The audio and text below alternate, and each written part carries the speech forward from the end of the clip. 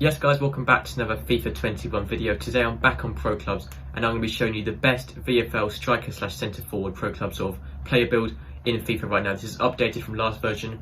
It has changed quite a bit, not too much, but there has been quite a few patches since then. So I'm going to show you the best updated ones, which all the pro VFL players are using in striker slash centre forward. All the good teams, all the good players are using this build right here, which is why I'm going to be showing you this. So the height and weight, the height is 5'4", sort of the smallest height you can get. 5'3" is the smallest.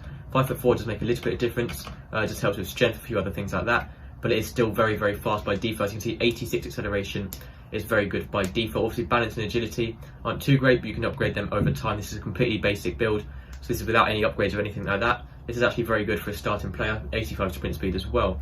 £119 is what you should be using as well. This is very important. 5'4", £119. It's what all the top players are using. Obviously, you don't want to go too heavy with a striker. Striker, really, the strength does not matter at all. You do need 190 pounds. It's a really major thing to go with. Anything more than 119 won't work. It has to be exactly 119. Obviously, exactly 5'4". And when you obviously upgrade your stats, you can reach very, very high ratings. You can reach the high 90s with this build right here.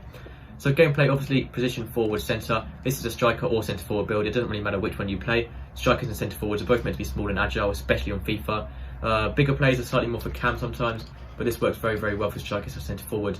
So for the running celebration, this isn't too important, running style, but darting striker does seem to be the best one. That is the one I see a lot of people using, really. Obviously, if you look at the difference between something like Freight Train, I don't think it makes really much difference or any difference in game. It just sort of does look better. You should be using so Freight Train. If you look at the difference between his legs there and then darting striker, you can see how much faster his legs look. I don't really know what difference it does make in game, but I do sort of just use that anyway. So obviously for the rest of the stuff, I think I just, here we go. So for the player growth stuff, nothing has been upgraded, I'm pretty sure, on here. Centre forward slash striker, obviously the more you play in one position, the more that will upgrade. To sort of pick your position, but you can actually switch between striker and centre forward quite a lot, as they are pretty much almost the exact same stats and the exact same playing in game. So for this, I'm going to show you what you should be upgrading really, what's the most important things to upgrade. So the first thing is obviously going to be pace. That is pretty much the most important thing on FIFA. At the start of the game, it doesn't matter what players' shootings are, as long as they have good pace, they are going to make it into your team. So that's what it's usually like. So you do want to be upgrading that pace first. There's not that many pace things to upgrade, so just try and sort of get as many as you can. And then once you've got the pace out of the way, you obviously have shooting, passing, dribbling, defending and physical. Completely ignore defending, obviously that doesn't matter. Pretty much completely ignore physical. I do recommend actually upgrading stamina, as that is very, very bad by default. And you still want to be one of the faster players on the pitch by the end of the game. So do focus on stamina a little bit, but strength, just ignore that really. You can upgrade that over time when you've done the main more important stats. So obviously pace is most important, then shooting and dribbling is going to be the most important, then passing, and then the other two, sort of physical and defending.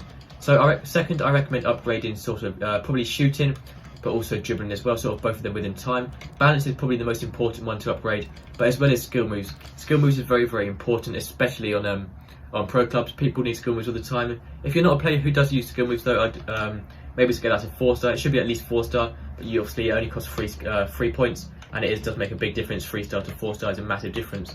5-star is not too much different from 4-star, but obviously if you feel like you need it, do focus on that.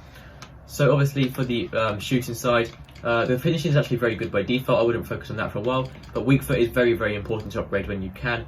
That is very important. You do want good weak foot. 4-star is pretty much a minimum sort of on FIFA. 3-star weak foot, you may be able to get away with it, but you do need at least 4-star skill moves, and probably at least 4-star weak foot really.